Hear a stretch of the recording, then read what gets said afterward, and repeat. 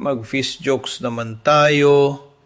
Alam mo ba anong tawag sa isdang bumabaril? Meron ba nun? Edi, bangus! Ano? Anong sabi ng isda nung nakita niya yung friend niya? Ano sabi? Isda you? Natawa ako dun Anong isdang mahilig mambola? Ano? Fishball! Oo nga, ano?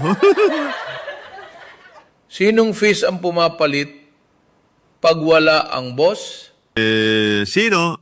Edi, ang officer in charge. Anong isda ang hindi nababasa? Meron man nun? Edi, tuyo. Anong isda ang pwedeng gawing dessert? Ano?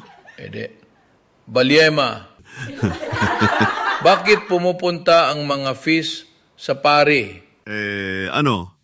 Para mag-confisal. Alam mo ba ang tawag sa fish na peke? Wow, pecking fish, meron ba nun? Edi, artificial. Ano?